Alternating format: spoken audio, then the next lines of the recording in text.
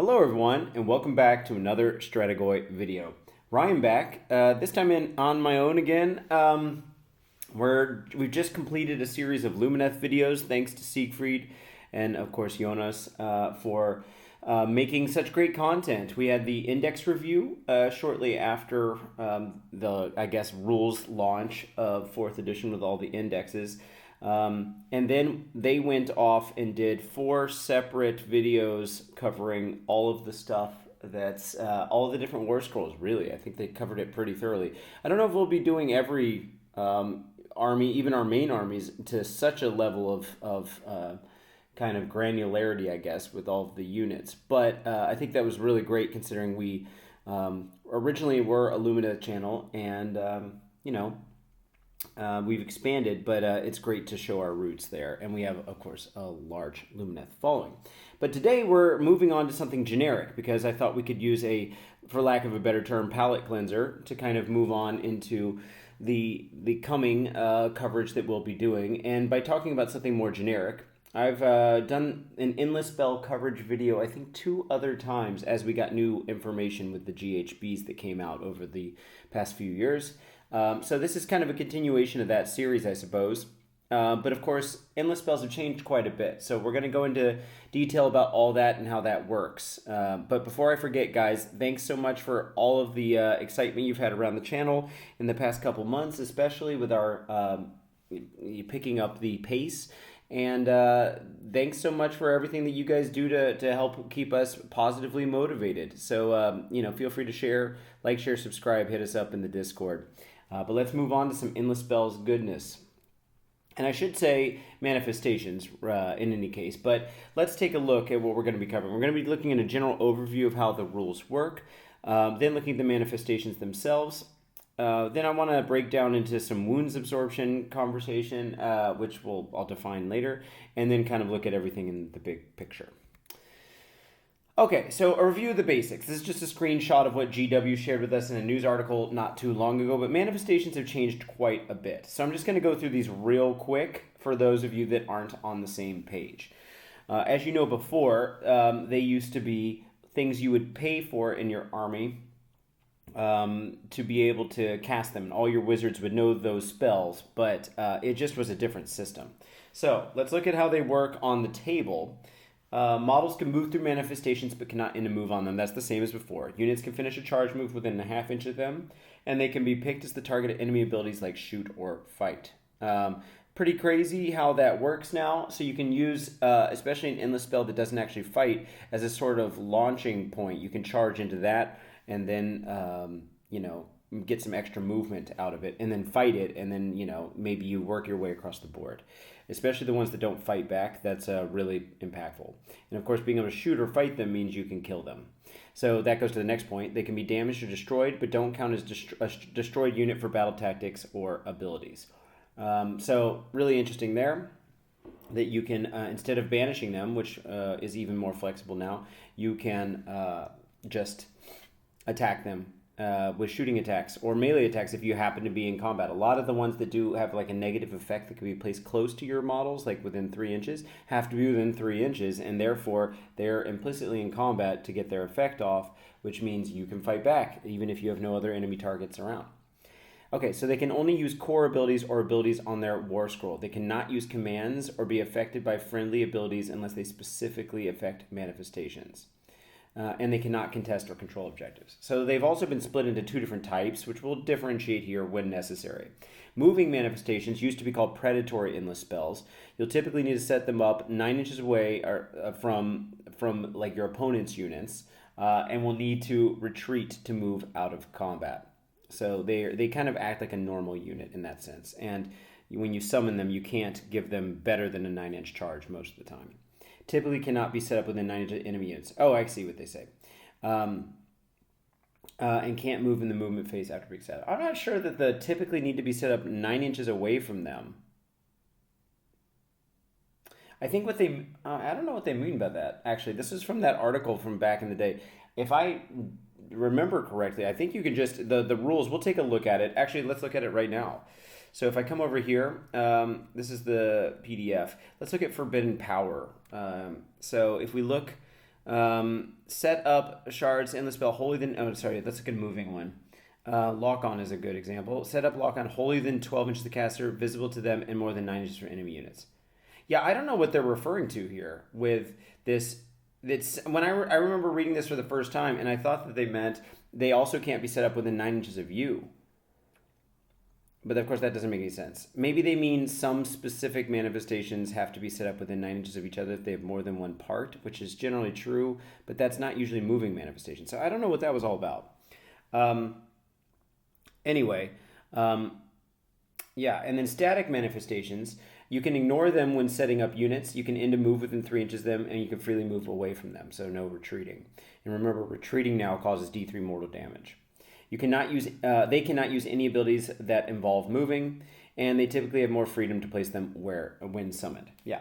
So I also added a few extra little notes here. So all armies can choose one manifestation lore for free. Now it must be said that none of these generic ones work for priests. They're all for wizards. They're all summon spells, which means if your army is a priest army but doesn't have their own invocations, which is the priest version of endless spells, if they don't have their own invocations models, then you're just not getting this buff. So Fire Slayers and Khorne are the two most obvious examples of armies that have priests, and they both have these. Stormcast, however, has a lot of priests but doesn't have any invocations, which means that they don't have a fallback option if you don't take any wizards. And right now they're kind of wizard weak, so I could see a world where Stormcast players often go without having any of these. But we'll have to see how that plays out. Each one of the lores that you choose comes with 3 to 4 manifestations, excluding the Incarnate. And I think out of the non-generic ones, we're talking about the generic ones today mostly, but I think the only one that has 4 is Gitz. They have 4 in their manifestation lore. The rest have 3. And then here we have 2 that have 4, I believe. All wizards or priests where applicable know all spells to summon those manifestations. So if you have a wizard and you get one of these things for free, of course, you can pick it, and even if you don't have a wizard, but it won't do anything, of course.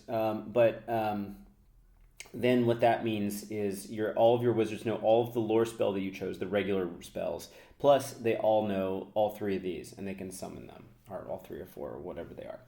Wizards can cast as many of these as their power level per turn, but each can only be attempted 1 time per turn, each endless spell. Okay, so this is something that feels counterintuitive, because in 3rd edition, you could only cast each wizard could only cast 1 endless spell per turn.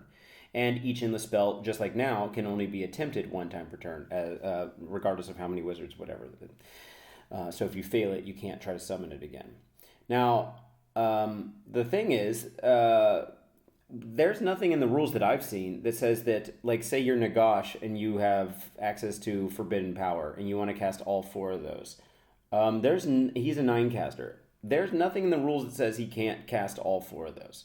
Now, when he dies, they all go away. That's something you got to keep track of. So that would be pretty impactful if he dies, I guess. But yeah, so I'm assuming that's how that still works, unless they FAQ it. But rules is written, that's what we got now. And furthermore, my following point, you can now banish your own endless spell in the same turn as recasting it to set it up elsewhere. What do I mean by that? Well, usually one of the strategies that you would do is if an endless spell was banished or dispelled in the old terminology in a given turn, you couldn't just go and set it up again. So if you think about the implications here, the one I just mentioned was, let's say you already had an endless spell like Shackles that was on the table, but now no one was within 3 inches of it. So then you use one of your power level pool of abilities. Let's say you're a 2 caster.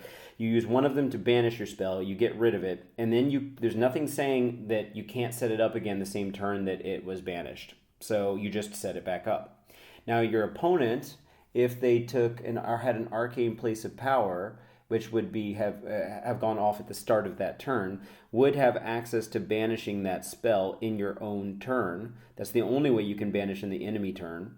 Of course, you can shoot it or attack it, but you can't banish it except in your own turn as a exchange for one of your casts.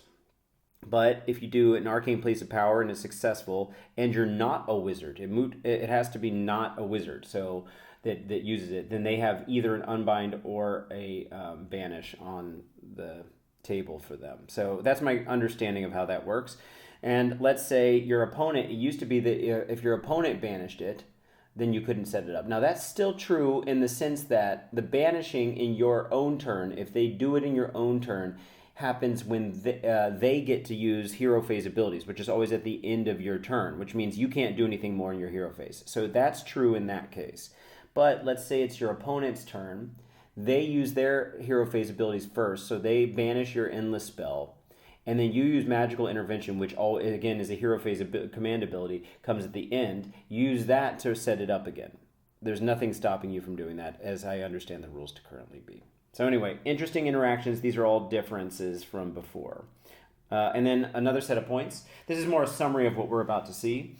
All endless spells that we've seen thus far, at least the generic ones, and I think all of the faction ones as well, have a 6+ ward. There might be something out there with a 5+, but all of these have a 6+.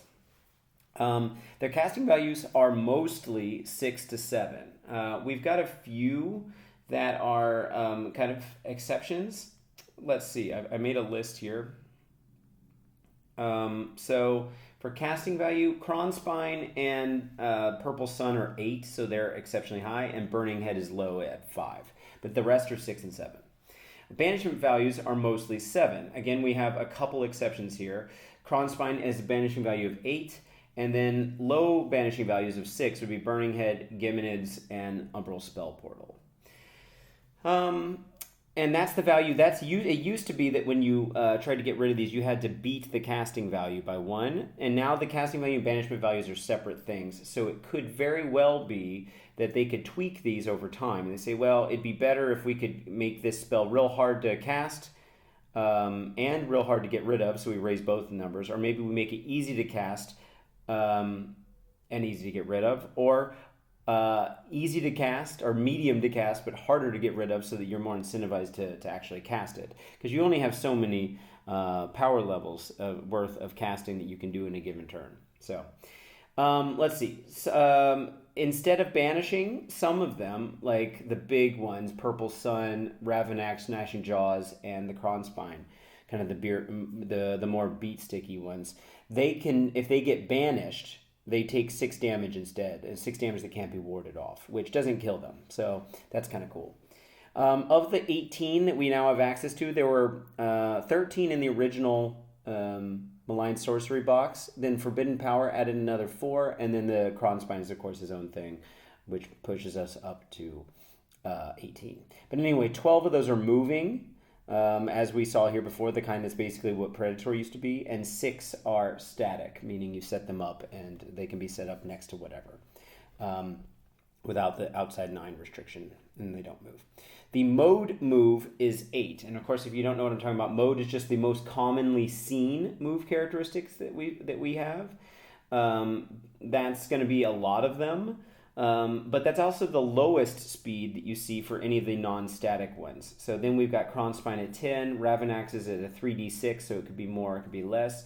And then Lock-On and Suffocating Gravetide are at 12, but nothing's faster than 12. Health, so they have health characteristic now, is mostly 6 or 8. These are the most common health values, though we do go up to 12 for Krondspine and Soul Scream, and as low as 5 for the Emerald Life Swarm. The saves are evenly split from 4 to 6, meaning literally out of this set of 18, 6 of them are 4+, 6 of them are 5+, and 6 of them are 6+. Nothing is better than a 4+, and remember they can't use all-out defense, and there's usually no abilities that interact with them, so they're stuck at whatever save they've got. But then again, they've got a 6+ ward. And then their setup range. The moving ones are entirely, at least in this set, wholly within 12 inches and outside of 9 of enemy units. And the static ones are mostly wholly within 18. They have some restrictions on where, if they have multiple pieces, the multiple pieces have to go. And Chronomatic Cogs is the exception. It's wholly within 12. Okay, so there's a summary. I've grouped them into 6 different function types. This is a little bit flexible, but essentially I've grouped them into beat stick, as in they do a lot of damage, as in like fighting damage or just cumulatively do a lot of damage between some mortal wounds and fighting damage. Control, they have some kind of like techie control element to your opponents. Movement, so they help you with movement. Mortal damage, where most of their output comes from that type of output. Or that type of, source, skipping the melee attacks or not doing a whole lot of melee. Debuff, which you can see is control. I could see those lumped in together, but I saw debuff is separate from control and protection. So let's talk a little bit about those. The beat stick, I think, is obvious, and we'll talk more about the output later. Control, so what do I mean? Like shards. Shards makes it so you can't set up units within 6, and then things lose fly. Horrorghast, if there's enough shooting, turns off command abilities. So does Geminids. Shackles can reduce your movement, that kind of thing. Those are debuffs, but they're controlled debuffs. Whereas Purple Sun and Cogs, if we go down to debuffs, Purple Sun is if it's within 3 inches, it's at a -1 to save for your opponent. But of course, it's implied that the Sun is in combat with it as well. And Cogs is -1 to hit for friendly wizards holding than 12 of the cogs if you choose that setting, which I don't know if you really would. So that's kind of a debuff for your opponent. I don't know if I'd call that control because it's not limiting what they can do. It just would make their output worse. I guess those are two sides of the same coin or whatever. Movement, bridge, lock on, cogs, and spell portal are all pretty obvious except for maybe spell portal. It's not actually moving anything, but it's giving you more range. So I lumped it in there. Mortal damage is obvious, and then protection, Life Swarm heals, but not like it used to, and Palisade creates a barrier for shooting. But okay, let's move on. So the way I'm going to approach each one of these war scrolls is look at their generic stats first, then their durability, then their attack profiles, any other abilities, and then some output calculations at the end if they have output. All right, so let's get into it with the big boy that's on his own, the Krondspine Incarnate of Gur. He's a moving spell. So I don't know if I'm going to read all of this. I've already mentioned a few of these points. So maybe I'll do some exceptions here, or things that are particularly notable. He takes 6 damage if he's banished, so that's nice.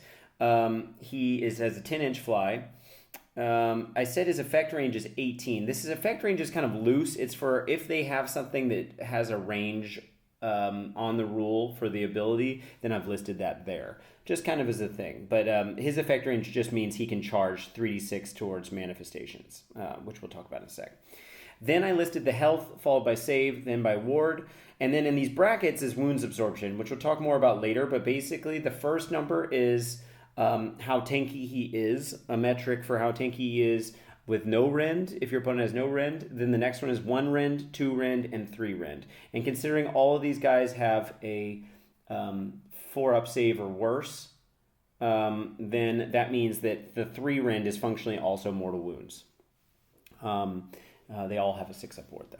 So in melee, let's talk about it. He's got 6 attacks. He's got a monster profile, so hitting on 4s, wounding on 2s, 2 rend, but 1 better against manifestations, and 3 damage. On average, that's 7.5 before you take into account saves at either rend 2 or rend 3. He's also got an ability that if at the end of any turn, if he destroyed any enemy manifestations, he heals 6. So every one of these times that it says a certain amount of times that it can happen, like end of any turn, I'm going to also list what that technically means, the maximum amount of times you could see it go off. It could be that the Krondspine could somehow get every single turn, get the chance to kill a manifestation. But obviously that's not likely. His passive ability is what I mentioned before. He gets a 3d6 charge attempt, but he has to end that charge within half inch of an enemy manifestation. Otherwise, he's at a regular 2d6. Okay, so that's the Incarnate. If you pick him, he comes by himself, which is really good for armies that only have maybe limited number of casts. Now, granted, he's casting value 8, but he's also harder to get rid of. So there's that. But he's definitely not what he once was. But I think this is a better place for the Krondspine to exist. It also means you're bringing less models with you, you have less options. It's just the Krondspine, that's it. But now, add damage output. Let's talk about that real quick. So what I'm going to do with every single one of these is, instead of talking about it relative to things, well, it's kind of relative. I computed all of the damage output for all of the endless spells that can do that. And then I scaled them from 0 to 12 because Our best beat stick, which is Ravnak's Gnashing Jaws on the charge, hits just below 12. So I wanted to put everything where the bars are comparable. You can compare them to one another. Not that I'm going to do a side-by-side, but you can kind of keep in mind where we see. And obviously, this is the range of possible values. So this is against, if you haven't seen any of my analysis videos of these, that's a 6 plus save, 5 plus save, 4 plus save, 3 plus save, 2 plus save. And then expected value average is a average of all 5 of those. Plus 1 to save is much less common now. So 4 plus save is a decent metric for this. And sometimes the expected value average is the same as a 4 plus, sometimes not. But it depends on how much Ren they had. And so you see the blue is just what he's like all the time, but orange is against manifestations. So he's a little bit better at killing manifestations, but not like meaningfully so. Although -3 Rend means that none of them get a save, generally speaking, which I guess is nice. So he's doing, on a 4-up save, he's doing against a normal unit a little bit better than 6 wounds. So that's chill. But, I don't know if that's what we're thinking. Like, if you bought him back in the day because he was like kind of overpowered, I don't think you're going to feel that way anymore. But he is still tanky, relatively, all things considered. Okay, so now what we're going to do is, I know it looks like we're starting a new video. I thought I'd try this out today. Since we're lumping all of these into groups, that when you choose a manifestation lore, you get all 3 or 4 of these spells, I thought I would just break these off. And then if I want to talk about them later, I'll use these slides as the cover slides for later, or something like that. But anyway, so Forbidden Power has Shards of Valagar, Horrorghast, Soul Scream Bridge, and Logon the Soul Seeker. These were the ones that came in that box. Okay, so Shards of Valagar is a static, but I put an asterisk there because it does move. It just moves in a different way. Endless spell. What's important? It's set up wholly within 18, but they have to be within 9 of each other, but wholly within each 9 of each other for their teleport. And I'll talk about that in a second. It has a 6-inch effect range, and then you can see its health stats here: 8 wounds, 4-up save, 6-up ward. I'm going to do a comparison of all the kind of wounds absorption of these things across all of them later, but for the time being, you can just look at them there. So the passive. Each time an enemy unit uses a move ability, so keyword move, not pile in because that's a subset of the fight ability, but we're talking about like normal move, run, retreat, charge, and then any other move abilities that you might have on your war scrolls that are special. So anytime an enemy unit uses a move ability while it is within 6 inches of any parts of this manifestation, and they can be spread out pretty far. On their setup, they can be just touching 9 inches, which means their bases could be spread the long ways. But when they teleport, which we'll talk about in a sec, they have to be wholly within 9, so that's going to be a little less, covering the field. But there's a good chance that could go off. The effects of the fly ability do not apply to that unit. I don't get this ability all that much. I suppose there's a version of reality where that's really limiting for someone. It basically just means they can't teleport over things. Or not teleport, but fly over models. And it's going to restrict their movement a bit. If it slowed their movement as well, I'd be much more impressed by this, but it is what it is. Maybe the bigger thing is enemy units cannot be set up within 6 inches of either part of this manifestation. Now keep in mind, setups are including the endless spells that they set up. At least the moving ones. I'd have to check the rules for the static ones. I don't remember if that counts as setup or not. It might just be for the moving ones, but it could be as well. And then, of course, if you're bringing something back, you're like rallying something or have a recursion mechanic, you're not bringing anything back. If you have a deep strike, that's not happening. I think this has much more potential, and setups are just more common now. I think we're going to see a lot of them. So keep this one in the back pocket if you start to see that people are bringing back too much stuff, and it can really lock some stuff out. Of course, they could just shoot it dead or whatever, but a lot of those setups are happening in the hero phase or in the movement phase before they get a chance to shoot it. So they'd have to do it with like covering fire in their turn or something. Anyway, and then in your movement phase, so because it's your movement phase, this could happen a max of 5 times. You get to teleport one part to somewhere wholly within 9 inches of the other.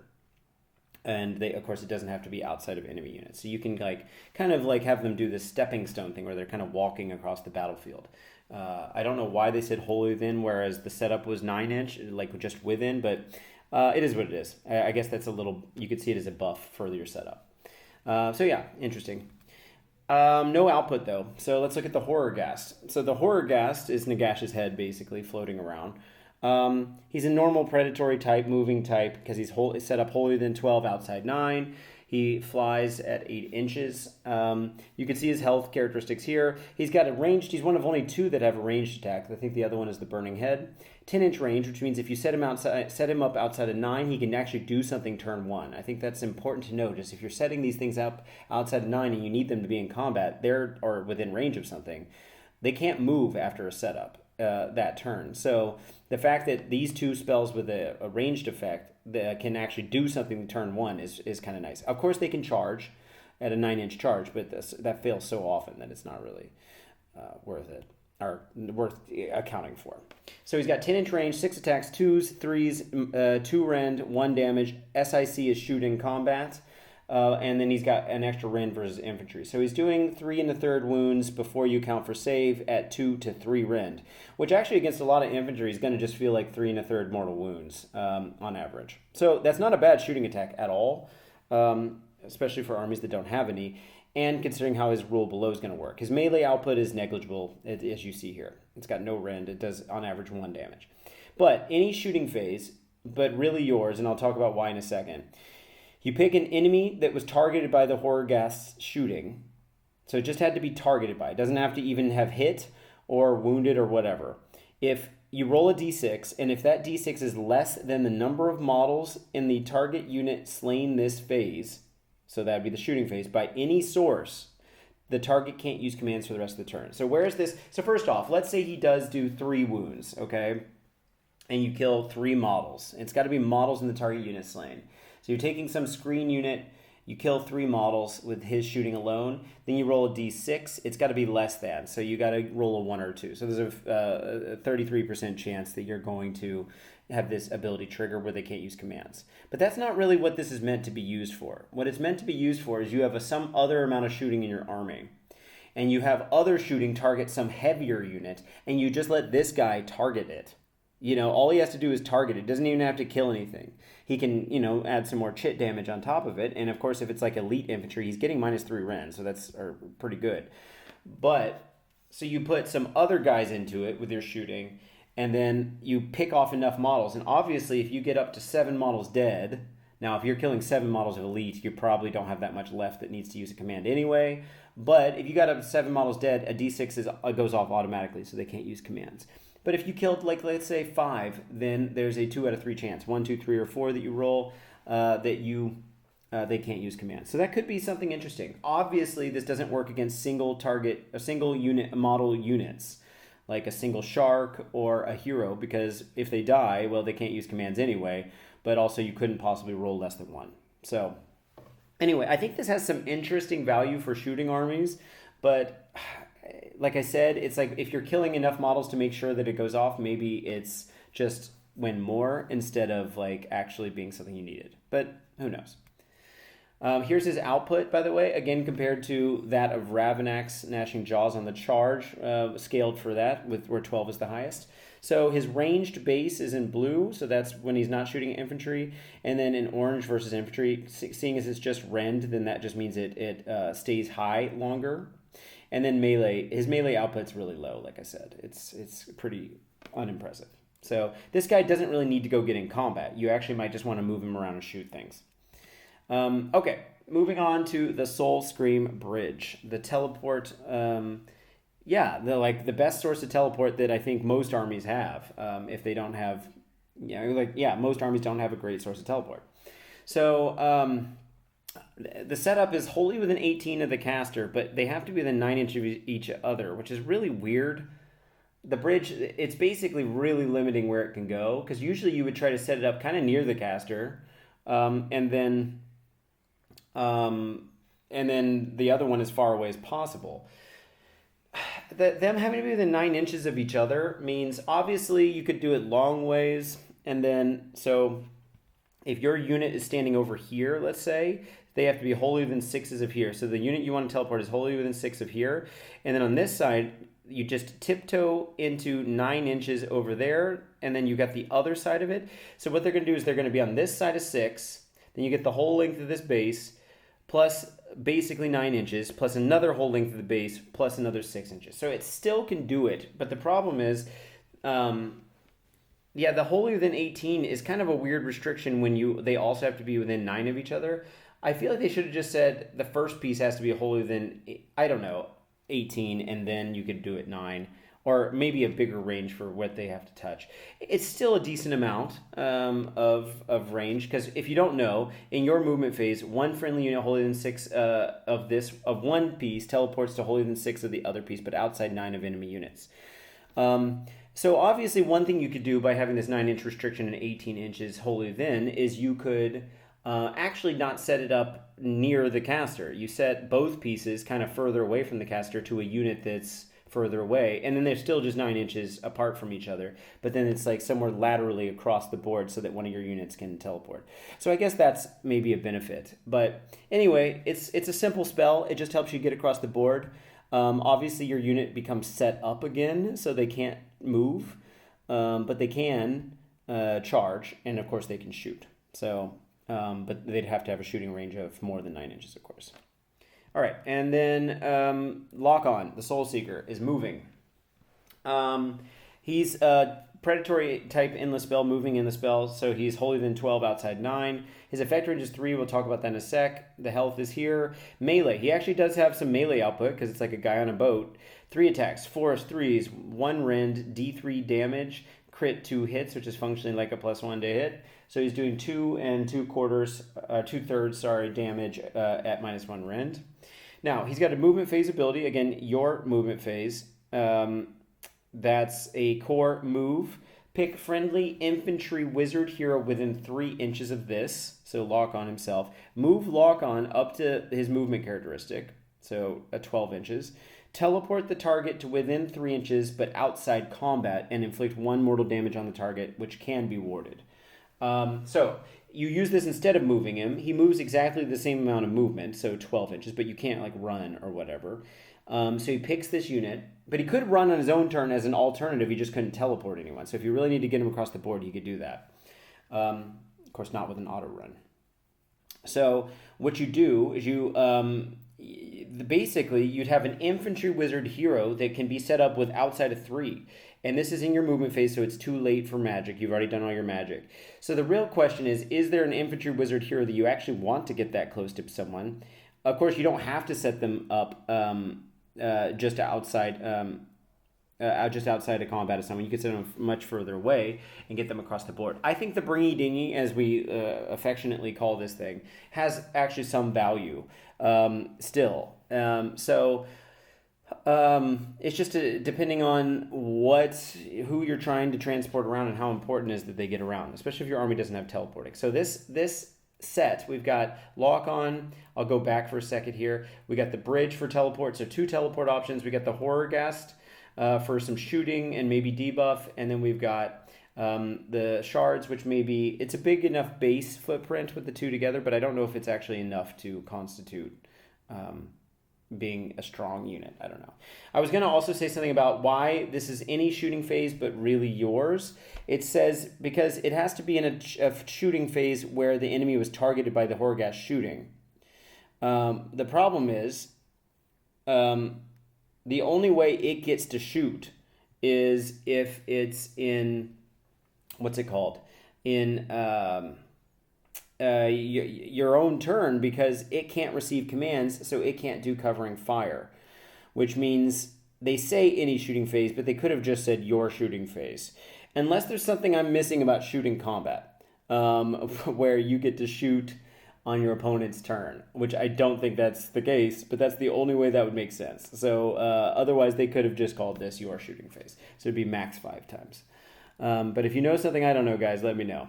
All right, so that's Forbidden Power. What are you guys thinking about it? Let us know, of course, down below what you're thinking about any of these things. Oh, and Lock On, I forgot his output here. Here we go. It's not impressive. It's okay. It's doing just under 2 wounds on average against average saves. All right, so let's move on to Morbid Conjuration. I would argue this one is actually the broken one, if you want to call one of these broken. It involves Soul Snare, Shackles, Malevolent Maelstrom, Suffocating Gravetide, and Purple Sun of Shyish. Let's get into it. Now, this one, I can say this is the only one I've used thus far, so I'm biased towards this set, but it seems so obvious. And I believe Jonas picked it for his list video from the Index review we did for Lumineth 2, before he'd even played any games. But I think it makes total sense. So, Soul Snare Shackles is the only static spell out of this group of 4. Holy Than 18, and it has an effect range of, they have to be within, sorry, it has an effect range of 3 inch, yes, but it also, each piece has to be within 3 inches of at least one other part, which is actually more generous than it used to be. It used to be that they all had to be within, like, 3 of each other in, like, kind of a triangle, or wholly than 3 of each other. It's much more flexible now. It's not very tanky, but what it does is actually really useful. I've used it as a magical intervention a number of times. Because it's any hero phase, you can do it a max of 10 times as like, this ability goes off a max of 10 times. So each part, there's 3 parts, have to choose a different enemy unit if they each choose something within 3 inches of that model. So you can set it up so that you tag 3 different models with 3 different bases but of course then you're implicitly bringing 3 units into combat with it. So, take that into consideration. And that does give them a pile-in as long as this thing stays alive. So could be risky. On a D3 2+, so we know what that is. On a D6 3+, it does that much damage, so 2 to 3 damage. The average is 1 and 2/3 mortal damage per target. Max average, which what I mean is if you roll averagely, but you get you get 3 targets. So basically 3 times 1 and 2/3 is 5 mortal damage.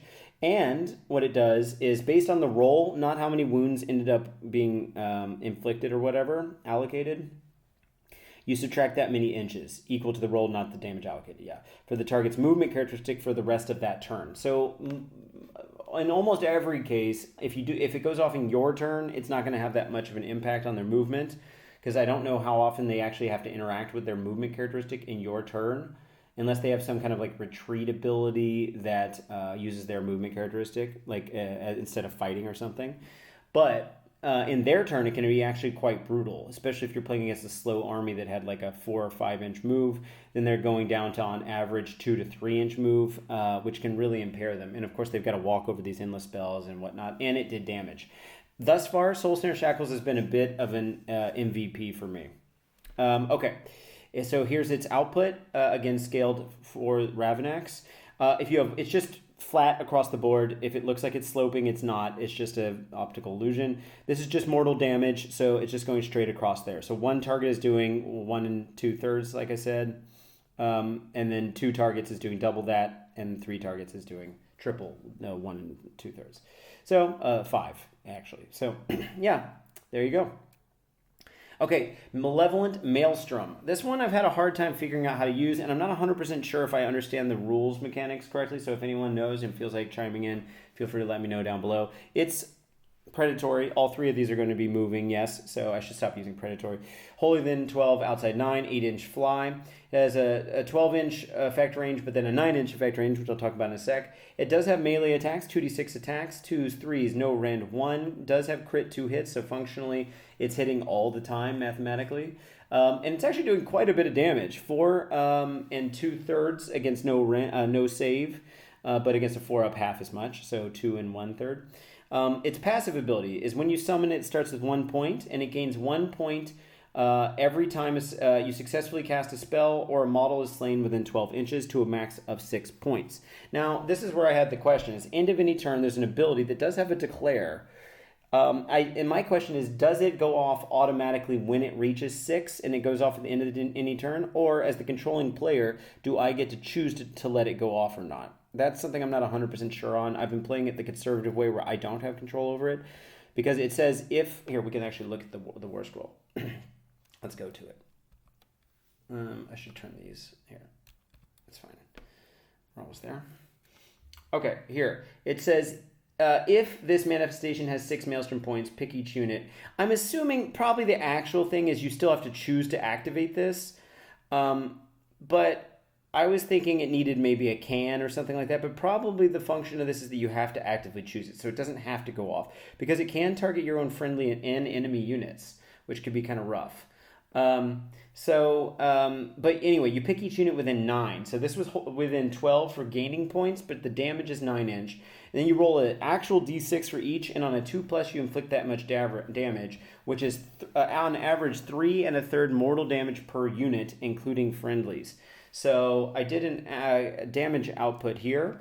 If you are doing if you manage to get 3 enemy targets here, that's the light blue, you're doing 10 mortal wounds on average, which is significant. But of course, you have to get it timed right. You have to have the right number of models that accumulate, or spells that you've cast. It's a good spell to cast first, though, if you want to set that off. And even if you don't get a choice of when it goes off at the end of any turn, so you still get to move it as long as you didn't cast it that turn, or you could at least move away from it.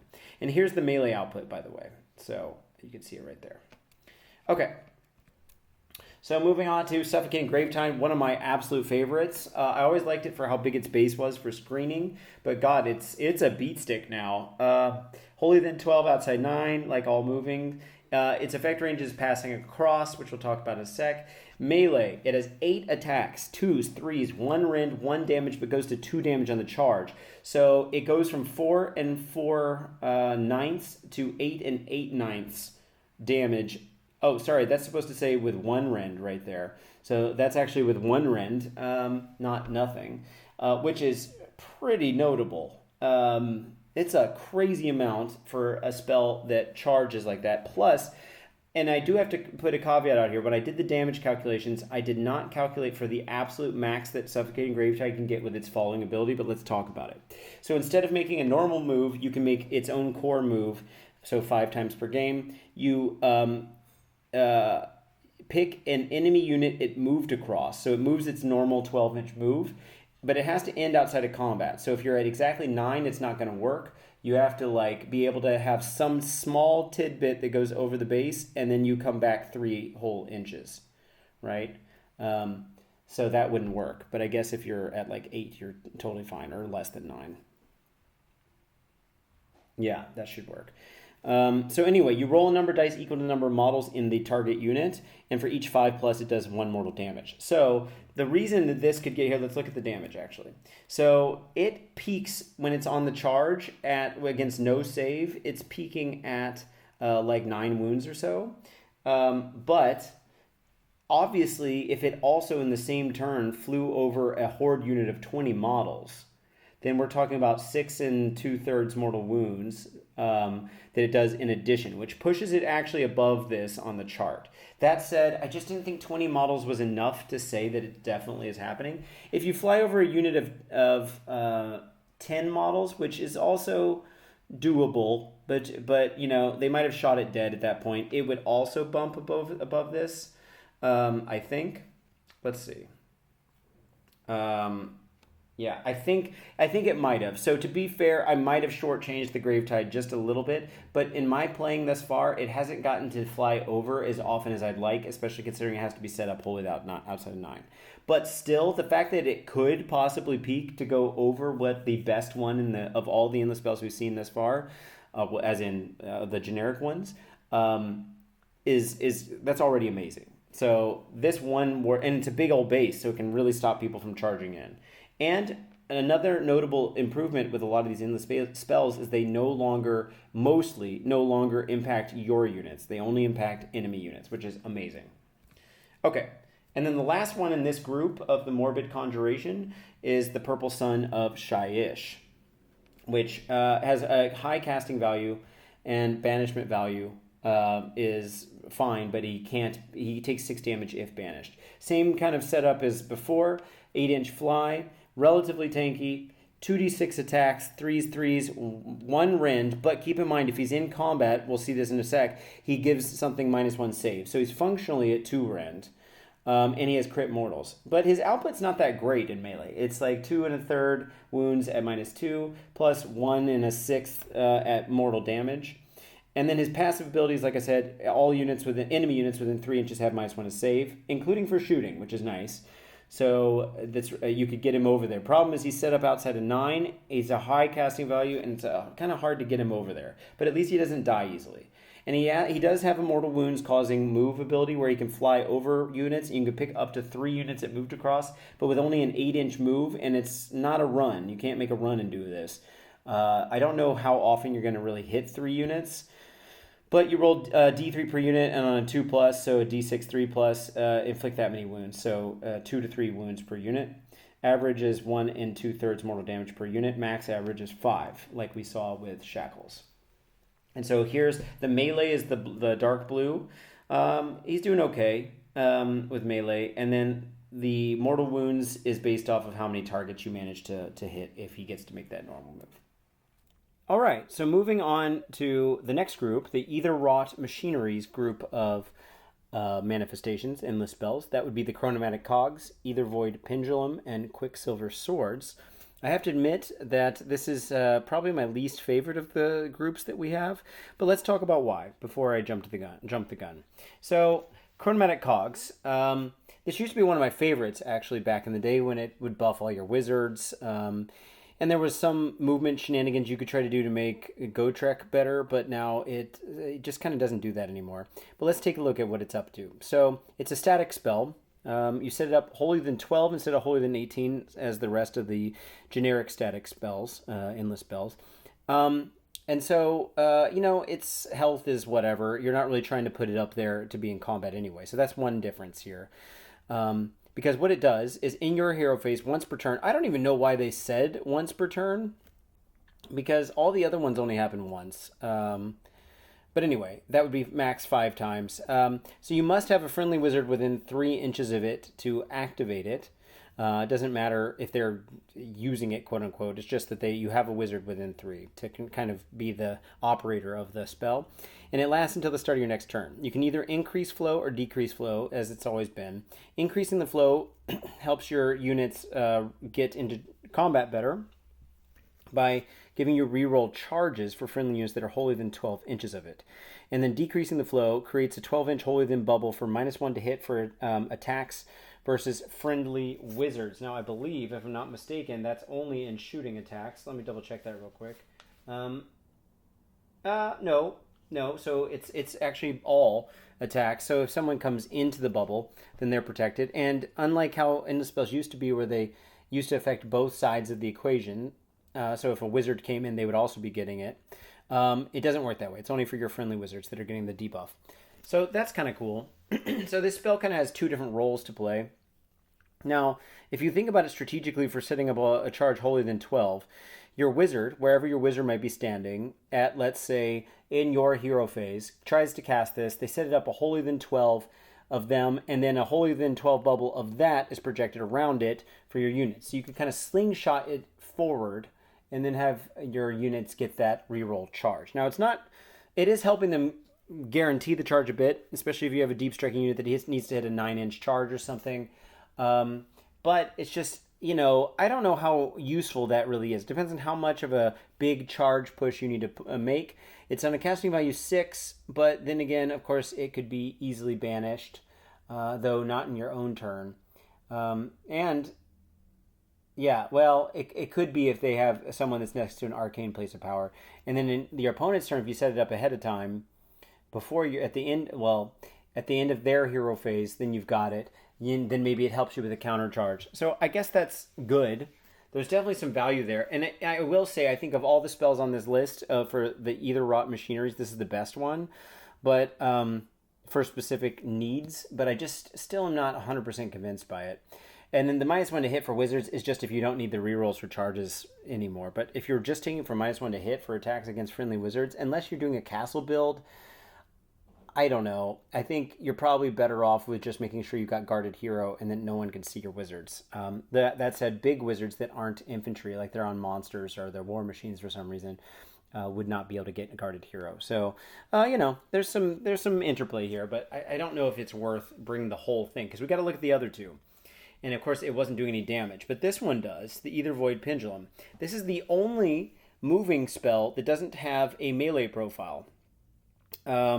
It's set up holier than 12, just as the others, outside 9 inches from enemy units. And it has 8-inch move and fly. I wish it had more move. I think it would be much stronger. Or if you could move it the turn you set it up. But anyway, its passive ability is actually kind of just defining its limitations, which is saying it can't charge or fight. It could be, of course, charged into or fought against, but it can't do it so itself. And as it's always kind of worked, it has to move in a straight line. And as of recently, I think maybe the last GHB, it allowed you to move backwards as well as forwards. It used to only be forwards. But anyway, it actually does a crazy amount of damage if it hits things. But the chances that it hits things with only an 8-inch flying move and then they know exactly in which direction it has to go is so easy to avoid. And it used to, if I'm not mistaken, also hit things that were nearby it after it had moved, but now it must have moved over a unit, which is difficult. Because keep in mind, if it moves over a model, it has to completely move over it. It can't, like, I guess it could go back and forth, right? So you could like nudge it and then come back. So that would be okay. You could just barely tiptoe over, but then you're only hitting probably that one unit. But you can pick up to 3 units that it moved across, roll a d6, and on a 2+ inflicts that many mortal wounds, which is an average of 3 1/3 mortal damage per unit. I said mortal wounds, but yeah, mortal damage. And that's if you hit 3 units, then you're getting 10 mortal damage total. Of course, that's spread out across those 3 units, which, you know, obviously you could spike. I never like talking about spiking. You could roll 3 6 and get 18, but that's not going to happen. I mean, even the chance of getting 3 units lined up, I think, is really difficult with an 8-inch fly. I don't know why it can't be 12, but it is what it is. And obviously you can't hit the same unit more than once, at least as far as I'm aware. Let's see what the wording on that is. If I take a quick look. Pick up to 3 enemy units that this manifestation passed across. I mean, yeah, of course you can't pick... I mean, I just don't think that's how it works, right? That you could pick 3... same unit 3 times. If you could, it'd be really strong. But even then, you have to get it lined up. But I don't think that's how the rules work when we talk about being affected by abilities. So, like, if I flip over in the core rules book to look at the abilities page, which I feel like they could have fleshed out a little bit better, it's still not obvious if you can be targeted by more than 1 unit or by the same ability more than 1 time. And if it's not a passive ability. I assume it's yes, just because rules is written, you can't. But so here's the wording, just for everyone to know, and we're going to read it out loud for using abilities. Got to find it real quick. I'm almost there. Okay, so it's under 5.3, the rules of 1. Yeah, a unit cannot use more than 1 core ability per phase, but obviously that's not what we're talking about. A unit cannot use the same ability more than once per phase unless otherwise specified, but that's not what we're talking about. A unit cannot be affected by the same passive ability more than once at the same time. Now, there is something called like a delayed ability. I forget what that is, but I don't think that's what this is either. And so I feel like GW really needs to kind of clarify this. I mean, I think rules as intended, this should probably mean that you can only be affected by it once, but I couldn't find anything in the FAQ that said technically you couldn't put all 3 of those on the same unit. But I don't think that's what it meant. It didn't say different in the rules. So anyway, if you could, then I actually think it's pretty strong because you probably could line it up. Remember, when you set it up, it still can't make this move. So your opponent you set it up, let's say, at the end of your opponent's hero phase, they have a whole movement phase to move. Or you set it up in your hero phase, you can't move it that turn. So then they've got, unless you double turn, they still have a redeploy in the middle that they can move it out of the way. So I think you would have to set it up in such a way that they can't, they'd have to retreat, or they can't get out of combat, or you surround them or something. But I just feel like this spell is kind of, it looks great on paper, but the fact that you can't change direction with it is just rough. But anyway, here's the damage output. So like I said, it gets up to 10 wounds, which is getting there if you can get 3 targets. I think you'd be lucky to even get 1 target sometimes. So that's one of the reasons I'm really not thinking this table here is as representative of what it's actually doing as people would like to think. But anyway, maybe you got a different opinion out there. Okay, and then the last one is the Quicksilver Swords, which is definitely the better of the 2 damage spells, I think, in like a realistic world. It moves 8 as well. It doesn't have a whole lot of health. It's got a lot of attacks, 12 attacks, hitting on 3s, -1 rend, or 1 rend, 1 damage, doing crit mortals. So that comes out to 4 wounds at 1 rend plus 2 mortal wounds on average. And nicely, ward rolls can't be made, so you know that those 2 mortal damage are just going straight through. Obviously they can still make a save against the other ones, but that's its melee profile, and it has to charge and have gotten into combat. So it's not like it can just randomly fly over you on turn 1. It's got to actually hit that 9-inch charge on the turn you set it up. So, I mean, I guess there's something there. The turning off wards is neat, but it's not doing a crazy amount of damage. Really, remember, you can't buff these or anything. You can't like do all-out attack or anything on an endless spell. So it's going to be kind of doing somewhere around there. And let's take a look at that profile. Here it is. So it's real simple. Against no save or a 6-up save, it's doing 6 wounds on average. And then expected value average is, like I said, well, I didn't say that, but it's somewhere around, once you account for the rend and for the immortal wounds, it's doing something like 4.5 wounds or so. So anyway, it's okay. None of these really do much for me, especially considering what you're giving up by some of the other ones like Morbid Conjuration, or even the first one, which had a lot of teleportation in it. I just don't know that Cogs is doing enough work and that this is making up for it. So not a huge fan of this set, but I'd love to know what you guys think down below. Okay, so moving on to Primal Energy. I love this photo. The lore behind Ravenek's Gnashing Jaws, or I say photo, but this artwork of Gnashing Jaws is super cool. He's basically like an endless void underneath a mountain. And then when you summon it, it's like in the mountain, this spirit lives, and there's like a wormhole kind of to his belly, and that the endless spell represents his like a spiritual mouth that's a connection to this wormhole, and he's trying to just eat for, you know, the end of eternity. Anyway, this Primal Energy group has Burning Head, Emerald Lifeswarm, and Ravenek's Gnashing Jaws. So we'll get to him at the end. Okay, so the Burning Head, this is an interesting one. It's the lowest casting value, and it's the other one that has a shooting range, which means it gets that with the Horror Ghast, gets to use it right away because it can shoot that turn. Obviously not in your opponent's turn, but in your own turn. So it's got a 10-inch missile range, D6 attacks, 2s, 3s, 2 rend, so it's almost doing mortals, kind of, for some targets. 1 damage. It shoots in combat, that's SIC. It has +1 rend versus War Machine, so for some reason it wants to go get War Machines. Also in melee, it's got -3 rend on, or I should just say 3 rend against War Machines, but I just don't know how much the War Machines meta is going to be a thing. Be real nice against Glutos, I guess. Anyway, but its average output's only just below 2. Then again, at -2 to 3 rend, so it's kind of like it's doing 2 mortal wounds almost.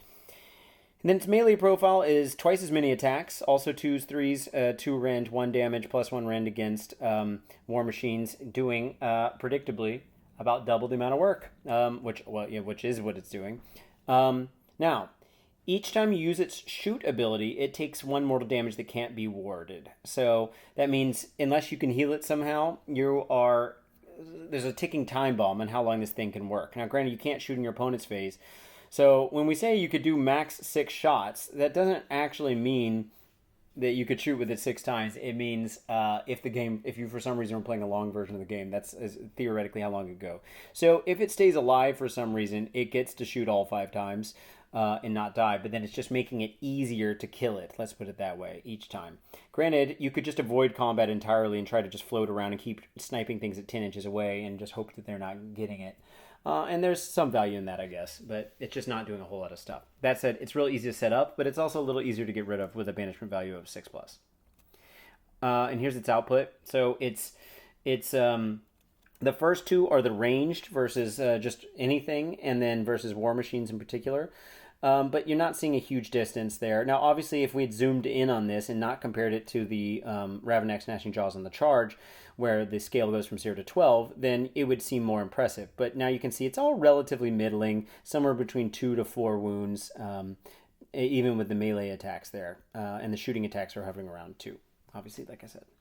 Okay, so now onto Emerald Lifeswarm, another one of my lifelong, but edition-long faves, because I just like my pet units that, like my Warp Lightning Cannons, the Emerald Lifeswarm was really important for, but other lists too, where you really know that you keep like ticking away at things, you need to keep them alive or keep bringing the models back. And I play a lot of Order armies which don't have a lot of recursion built in, oftentimes. So this was a very welcome addition. And the Lifeswarm kept getting nerfed for what it could do. And now what we're going to see is it has a melee profile, so it's got 2d6 attacks, 4s, no rend, 1 damage, +1 rend though against infantry, so I guess that's against a lot of the targets you'll be going into. So it's doing a little bit of damage just in case they come into it, but it's pretty easy to kill at 5 health, the lowest health I believe of any of them, 6 up save, 6 up ward, so it's not so great. But it can heal. it heals 3 at the end of any turn. That said, how often is it not going to just die? It's basically a hero, like a wizard. It's a 5 health model with 6 up save and a 6 up ward. Like it's in like a necromancer or something like that. It's not really staying alive a long time if someone gets into it. But its main ability is that in your movement phase, so a max of 5 times, it heals a full straight up 3 wounds for a friendly unit within 3.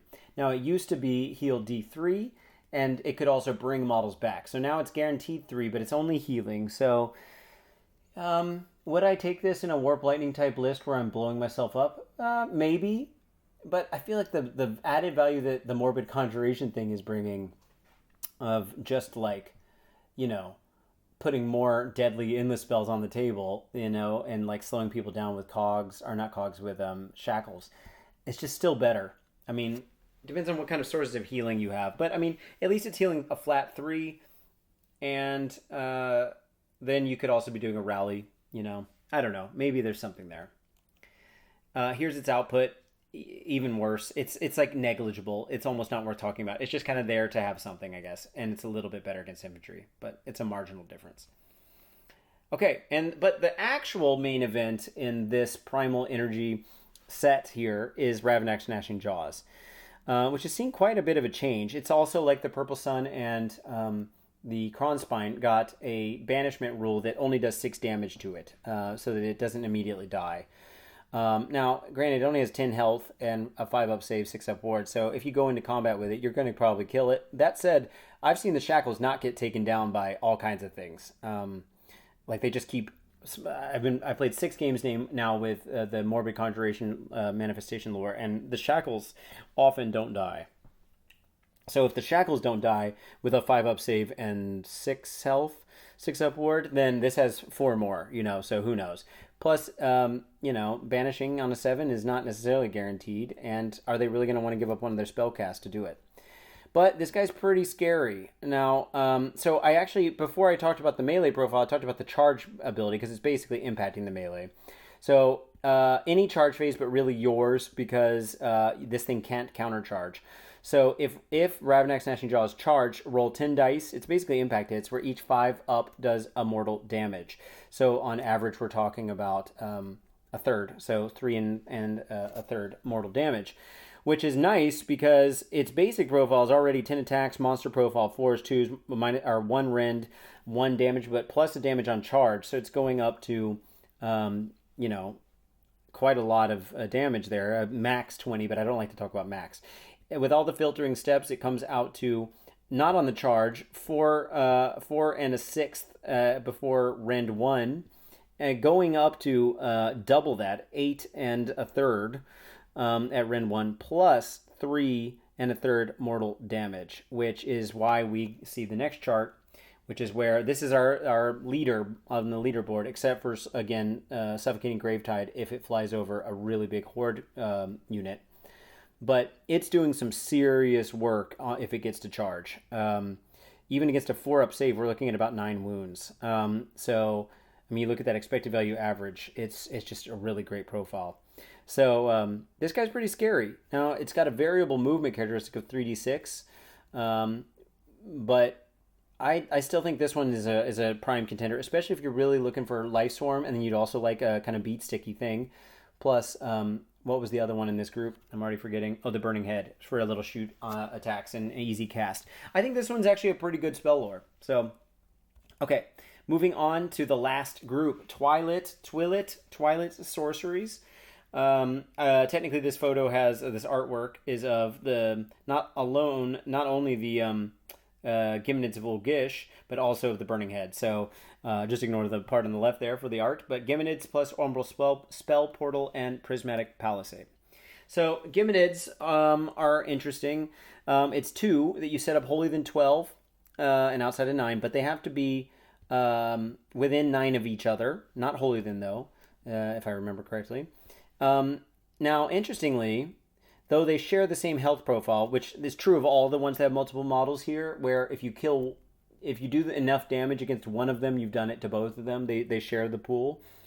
In Melee, it actually counts as 2 separate models, so they both get to attack with a profile that's 4 attacks, 3s plus 1, 1 rend, d3 damage, which, when combined together, comes out to 7 and a ninth at minus 1, or 1 rend, I should say, together, which is actually not a bad profile at all, and isn't dependent on them charging or not.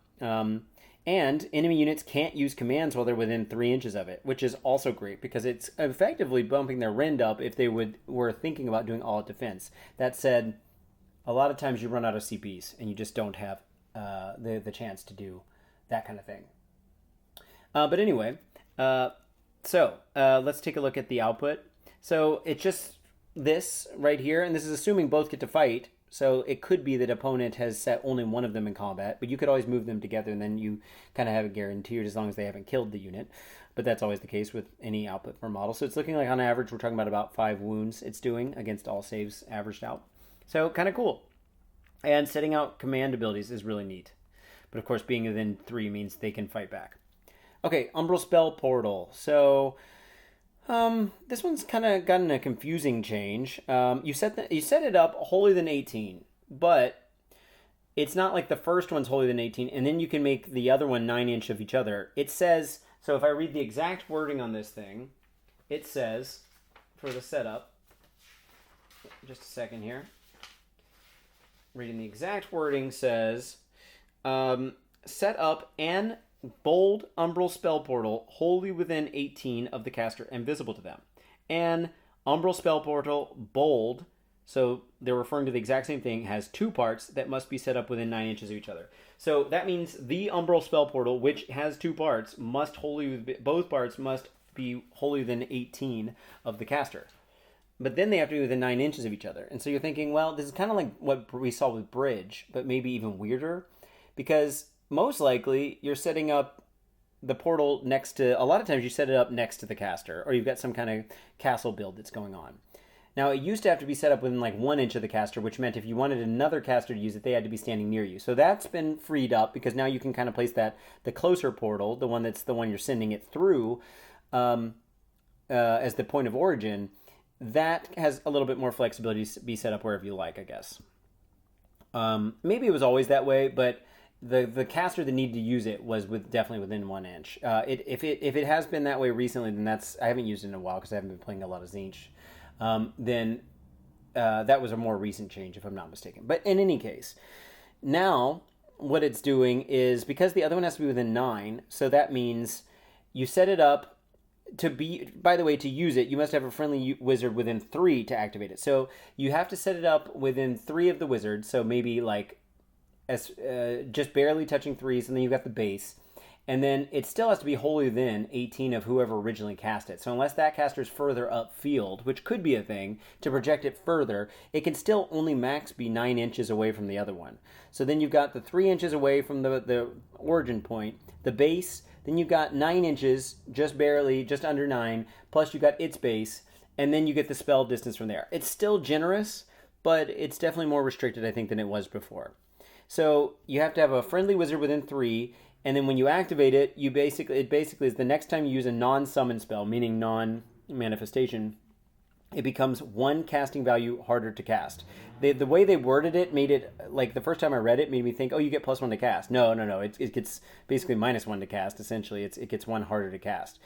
But you can do the measuring as you always did once they changed it. So you get to measure it from either portal, and then the other person also gets to measure it from either portal, which is kind of interesting. There are some subtle wording differences in there that have changed, but ultimately it kind of does the same thing, but it just makes your spell harder to cast. And considering casting bonuses are harder to come by now, but to be fair, unbinding bonuses are even harder to come by. So if you do get it off, it's probably going through. But you're not sending endless spells through it anymore. And you're, if you really need a spell to go off, the range is a bit more restricted. So I don't know if it's really going to end up proving to be so crucial, considering Magic is a little bit less predictable now, and it's only making it worse. But still has its use, I think, in some cases. But no fighting profile, so we're going to move straight on to Prismatic Palisade. Also a weird one. It's basically kind of doing what it's always done, kind of. It used to project a bubble that you'd put it next to like a shooting unit and got bigger every turn. And then enemy shooting units that were within that range couldn't shoot, I guess. Had its uses, but it was hard to project up the field. You didn't see it used a whole lot. So now what it's doing, you set it holier than 18, and then it itself can't be targeted by shooting attacks, which is nice. So like the only way to attack it really is going to be in combat or maybe with magic or some kind of mortal damage abilities. But basically, if the only way to draw a line to a unit that someone wants to shoot, one of your units, or vice versa, it goes both ways, is to draw lines that have to go through this base, then it can't be targeted. So that's kind of cool, I guess. But then at the same time, I'm thinking about like Guarded Hero. That's already a pretty good protection, especially if you're throwing this up more than 12 inches. It's basically functionally the same. You could protect a small unit that would be behind it, but the bigger your base gets or the bigger the collection of bases are, the harder it is to actually hide behind it where they can't see any of it. So yeah, and if we look at the wording on that too, or I'll take a look at it here. A unit cannot be targeted by shooting attacks. It is impossible to draw a straight line from a model in the attacking unit to a model in the target unit without that line passing across this manifestation. Now, that makes me wonder about the exact wording here. Does it mean that no one in that unit can shoot you if even just one model in that unit can't draw a line? Or does it mean that per model it can't target? I assume that's what it means. I don't know if it's like an all or nothing kind of thing or if it's just per model. Again, this is maybe getting too deep in the weeds with the English use here, but I think technically the way it reads is that if any model, but I don't think that's actually what it's supposed to mean. And then it goes back to the technical legalese definition of what it means to be, how did they word it? Being targeted by shooting attacks. What that exactly means. Does that mean per model? I don't know. But anyway, this is just me kind of thinking out loud on this stuff. In general, I just don't think this is that strong of an ability, especially because you could just you couldn't shoot it off, but you can definitely what's it called? What am I trying to say here? You could magic it off or then come into combat with it. Now, of course, another use for it is just like screening off like a gap between terrain pieces, because it's about a 6-inch long base, which means if you had the minimum amount of distance that's required between two terrain pieces, which is usually 6 inches, although it could be even smaller between faction terrain, you could block that off so they can't possibly hit a they'd have to come into this first. Now, they can walk through it, remember. There's nothing stopping them from walking through it. But if you're outside of 3 inches of the front side of this, then they can't land in combat with you as easily. Maybe you could set it so their base doesn't fit between this model and you. There could be all kinds of things. Now, they could charge it and then still be within 3 inches. So it depends on what kind of base is. If they had a big old monster base, then it probably wouldn't work, and you could still set it outside of 3, and then they couldn't fit in the gap between you and the thing. That's more of a niche case. I think that could be useful, but at a casting value of 7, it makes me think this thing might not be doing that much because it doesn't produce any damage or have any other benefit. Okay, so that's all of them. I want to talk about wounds absorption for a minute. Now, if we look in the bottom right, I've kind of defined my wounds absorption concept here. Wounds absorption is the average amount of total successful to hit and wound rolls divided by damage that your opponent would have to make to kill the unit with differing levels of rend. Okay, so what do I mean? Okay, an easy example. If you have a 4-up save, let's just keep it at that, and they have no rend, you are ignoring, as we all kind of have a good intuitive sense for, half of the damage that comes through, okay? So if they throw 2, they get through the to hit and to wound. So forget how many attacks it takes to do that. Let's say after that they've gotten a certain number of attacks through both the hit and wound stage with all the filtering that happens there, and they have no rend, so there's not another filtering step. And you've got a 4-up save. Generally, on average, in order to do 1 wound's worth of damage to you, they have to have made it through that set of filter steps twice. They could either do it with 2 attacks that went through, that made it all the way through, but do 1 damage, or they could do it with 1 attack that made it all the way through, but did 2 damage, right? That's 2 ways you could arrive at that. So if you have a wounds characteristic of 1 or a health characteristic of 1 and you had a 4-up save, on average to kill you, they'd have to get 2 dice worth through or 1 dice worth that's at 2 damage. Something like that. At least that, or more, of course. Now, what we're taking into account here with all of these is their save value, which was, as we saw, either a 4, 5, or 6-up save. And then it was with an always 6-up ward, which, by the way, adds 20% more wounds absorption. A 4-up save adds, if it's not being rended, or when it functionally acts as a 4-up save, is double your wounds absorption on top of whatever your ward is, and you multiply that as well. A 5-up save is 50% more, and a 6-up save is 20% more, okay?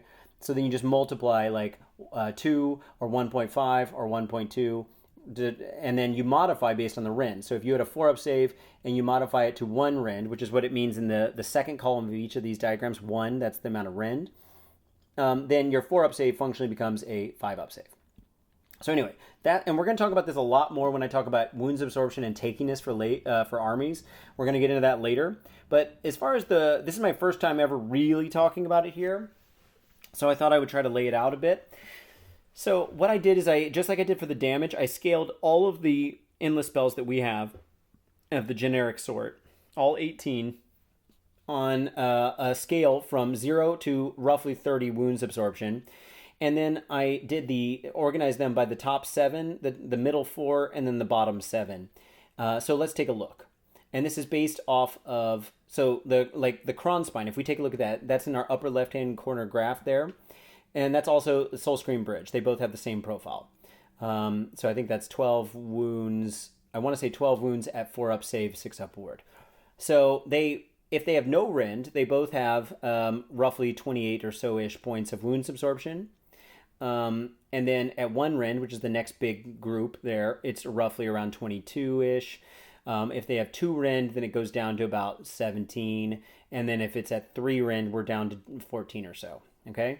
Actually, I know for a fact it's 14.4. But anyway, and then you could do it with all the other ones. But the basic point is that the top performers here, because it goes left to right, are Krondspine and Bridge are tied, then Lock On, the Soul Seeker, then Shards of Valagar and Prismatic Palisade, and then Purple Sun and Jaws. Those are our top 7, and of course, everything but Lock On there has someone who's at the same performance level, so Krondspine and Bridge or Shards and Palisade.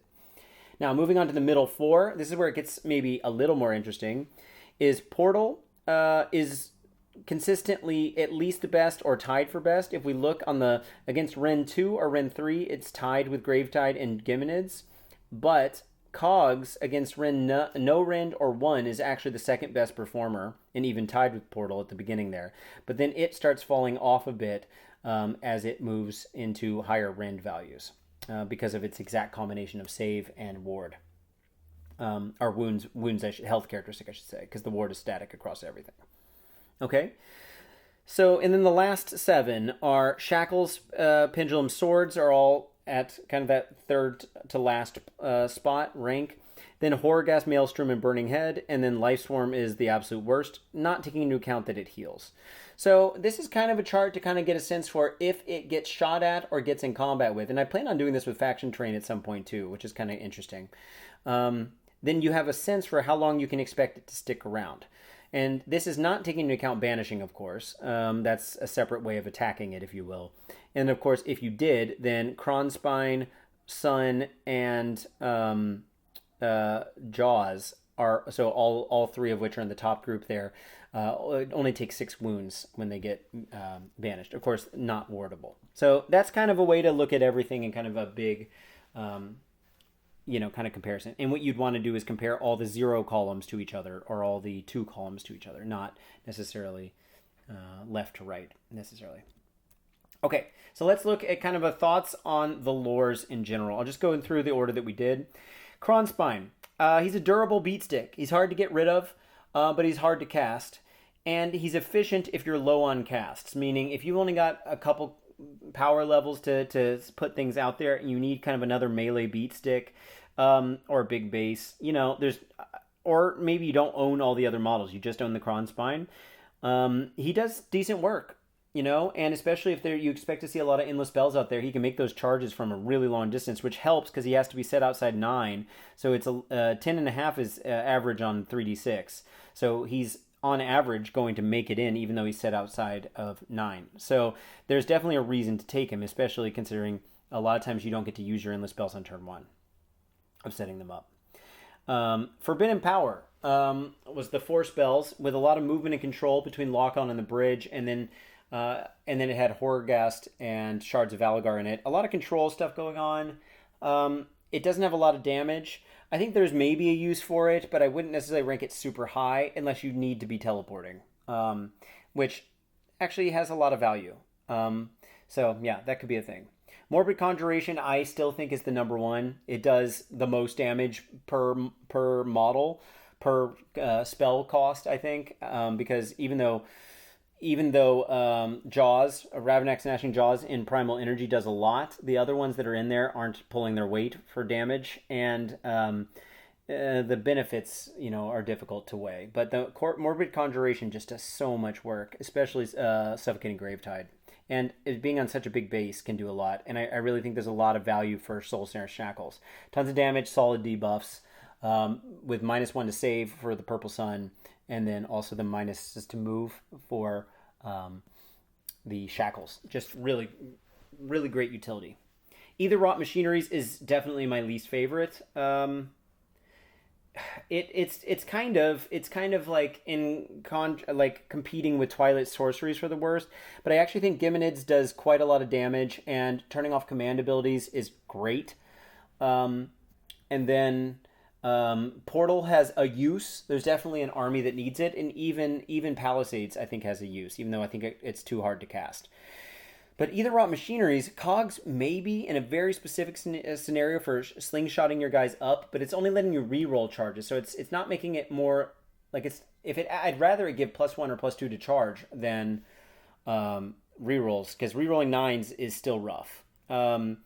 But and then what else was in there? It was swords and I'm blanking out. The pendulum, which I just don't think is going to hit as hard as everyone thinks it is. If it could move the turn it was set up, I would be a much bigger believer. But yeah, and I've said here that it kind of has an identity problem. It doesn't really know what it wants to do. They just kind of lumped them all together, and I feel like they don't have a lot of synergy for a kind of like a battle plan for what you're trying to go for. But again, it's early days. I could totally change my mind on this later. Primal Energy, I've already said. Ravanax Gnashing Jaws is great. I think Emerald Lifesform has a place, even though it's not doing what it used to do. Only hitting once per battle round instead of twice. But it is keeping itself alive, kind of. Although I feel like if they attack it, it's probably dying. So and maybe chit damage it can heal. And then the other one was Burning Head. I think there's some value there for having that just real quickie shooting attack that you set up. And it can explode itself, but that's okay. And then Twilight Sorceries, I've already talked about between Palisades, the what's it called? The Portal, and then Giminids. So those are my thoughts. If I had to rank them, I'd say Morbid Conjuration and Primal Energy and Krondspine are my top 3. And then Aetherrot Machineries is definitely the bottom for me. Maybe Twilight Sorceries second bottom, and then a Forbidden Power, I think, because teleporting is still pretty valuable. So that's kind of where I'd put them. But what are you guys thinking? I mean, that's just my opinion. And only after, I must be honest, 6 games. I've also played 2 Spearhead games, but that doesn't really count. And of course, been paying a lot of attention to the rules and analyzed a bunch of indexes already. But I'm curious to hear what your guys' experiences are. Have you had better experiences with some of the generic ones that I'm giving too little credit for? Or are you totally on the same page with me about the strong ones? Obviously, the meta will evolve as people discover better uses for things. Also, what are you thinking of some of the faction endless spells? Are you pulling for those? Do you have 1 or 2 that really stick out? I haven't spent a whole lot of time diving into them, and definitely haven't used any yet because I've only been focusing on Idoneth thus far, so they don't have their own. So anyway, let me know what you think, how you feel about this video. Hopefully it'll be relatively evergreen for a while, and people will keep coming back to it. But we're very grateful that you guys have been putting some time in, and we'll try to get back to some big indexes and coverage of other things that you guys find interesting, not just generic stuff, Math Hammer stuff, or Lumineth content. We'll try to keep varying it up for you guys. But in the meantime, Ryan out.